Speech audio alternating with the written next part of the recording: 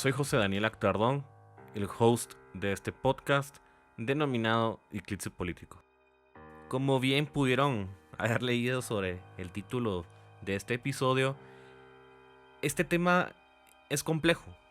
No por el hecho de que sea difícil votar o acudir a una urna o mandar mi voto electrónico o por correo, sino por el hecho de que muchas veces se desconoce la trascendencia que tiene el voto. Y este consiste en la máxima expresión democrática de un ciudadano. Es uno de los derechos más fundamentales y especiales. Su complejidad va más allá de entenderlo como un simple derecho, sino como un elemento necesario en la vida democrática de cada ciudadano. Consiste en la materialización de la libertad del individuo, que optó por una persona o personas frente a otras posibles opciones. José Luis Gutiérrez conceptualiza el voto como un método de decisión, el que se emplea en una variedad de contextos y situaciones, con propósitos diversos y en grupos de muy distinto tamaño. Por lo tanto, el voto sirve para tomar decisiones como sociedad, las cuales deben de ser en forma libre y ordenada, mediante un proceso que respete e incentive la participación política ciudadana.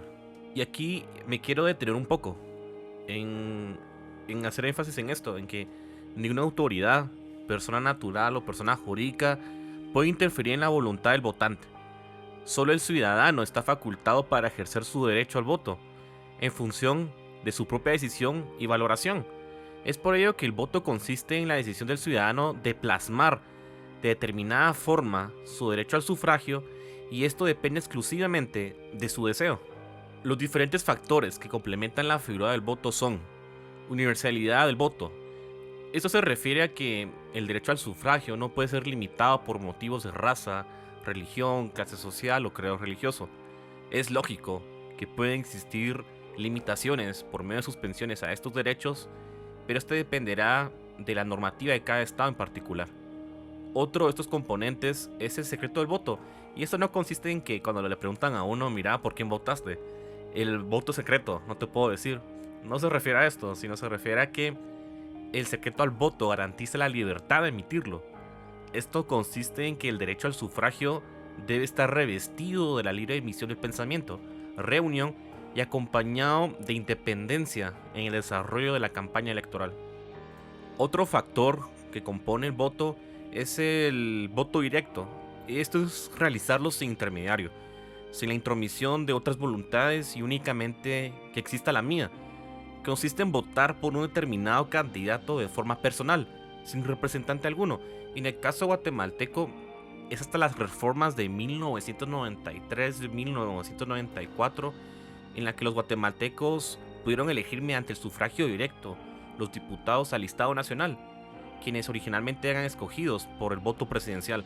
Jorge Mario García Laguardia enfatiza que, para que existan elecciones auténticas y libres, es necesario que se cumplan varios requisitos: que se permita un acceso universal a la condición de elector, que todos los votos tengan igualdad de peso, que exista secreto en la votación y que se le dé una real incertidumbre en el resultado.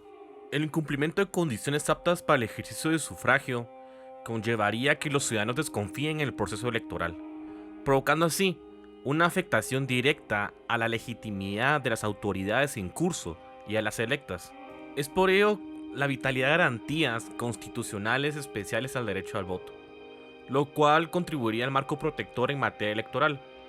Si el régimen electoral es débil, provoca que existan resultados negativos.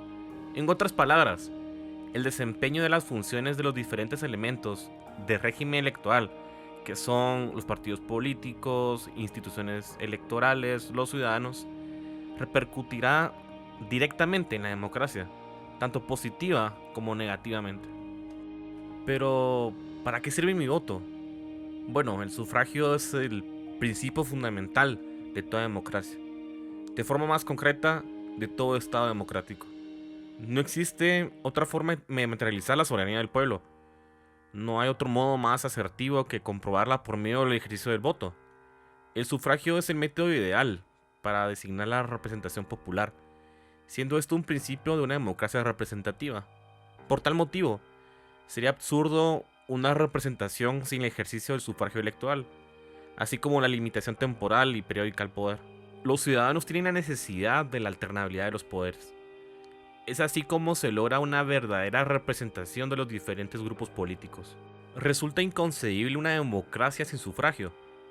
Julio César Cordón enfatiza que los derechos políticos o participación política, cuyo titular es el ciudadano, consisten en reconocer y garantizar aquella facultad de tomar parte en la organización, actuación y desarrollo de la gestión pública.